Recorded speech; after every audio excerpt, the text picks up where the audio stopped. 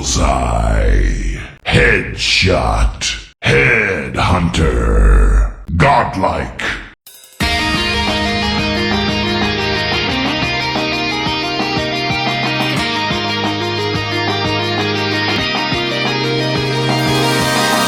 It's like the trend of bow and arrow hype has made a full return with this chapter. I actually remember the trend a while back with many video games utilizing it. In fact, it's still alive and strong. So why not Kingdom? Lo and behold, this chapter is an intense showcase of archers, reminding us that everyone is unnecessary. It also reminded me on how terrifying they are in a war. Shin tells Enkaku and Rigi to take care of the archers brothers, and if they are not protecting them, he will kill them. I brought this up because I see it in two ways. On one hand, Shin highly values the brothers that much. I mean, after their display in the training, can you really blame him? On the other hand, he probably was awed by Yotawa's greatness, so much that he thought that he should toughen himself up by ordering his men with a death consequence. He did laugh like he's the king with the ka.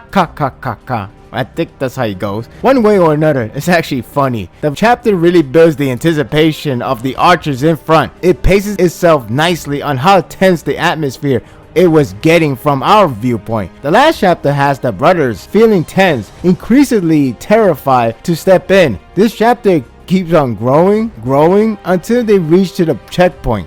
All we see from them is unmoving and lack of reaction, practically scared as hell. Shin knew that the problem would be the fact that not only is the first time for them in a battlefield, but it's the first time to target a person to kill. Choka tribes waste no time, so they shoot the arrows first. These guys are no joke. They just shoot head on and not even preparing for a plan or timing. Whenever they see the time is right, they go without notice. It's hard to complain because everything is favoring them as well as Banjio's infantry. The real problem is the brothers unable to get their mind straight and fight along with them. One of the deep moments begins with Tan's reasons for spouting out that it's too close to the enemy.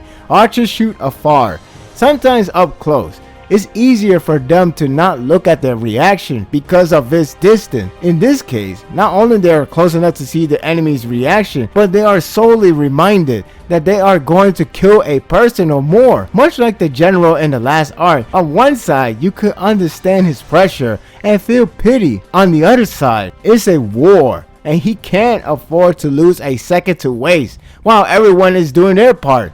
To make matter worse, he has the skill to save lives, yet he's backing away. It's a mixed feeling that stems from the writing that is doing something right. Jin is more mature compared to his younger sibling, understanding that he has to do his job now. Even after he came off as a strong man with a strong resolve, he knows that it wasn't going to be easy, hence his hands shaking. But it's time to put their skills to save lives. The focus on saving lives rather than taking them helps to ease the mentality. While you may feel sorry for Tan or not, it's Jin who will make you feel hype. I was growing tense when he begins to rise up, taking his arrow, aiming at a target, and once he shoots, hell finally arrived. I cringe at that first shot taken, not because of the graphic image of the headshot to the eye to be exact, but the way how it plays out. It's not only an impact of that shot, but it's an impact to Jin's character. Once he got the feel of that, you know Rampage just got started.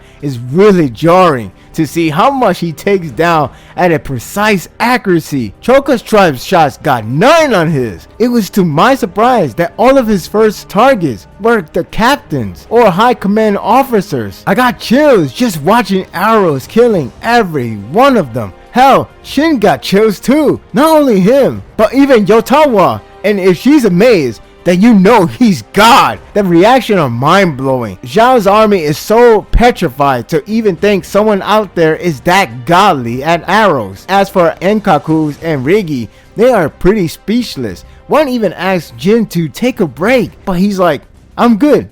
I got this. My god, can I use him as a support in like a Zelda game? I was thinking that Tan finally got his courage and begins to help his brother, so I was relieved to see him. The later panels, however, has me doubting that he's ready, so when he missed, I sighed. I thought the moment of Tan's keeps on firing is pretty intriguing, As much as I want him to kill them, not everyone works the same when it comes to understanding. It's actually sad to watch him keep on missing, and it gradually gets worse. Jin wants him to hit the target and don't switch to a different target until the first one is hit. The series really knows how to hit the emotion right. I know people would think he's pathetic, but in a realistic sense, it got me feeling sorry. It's not that I don't want him to ever kill, but it's understandable enough for me to comprehend his stance. Feel free to think otherwise, but my thoughts still stand. The series knows how to grasp the tense atmosphere, so it's no surprise that this chapter got me thrilled. The sequences are so well done. Watching arrows going through bodies is gruesome. You can imagine the animation version,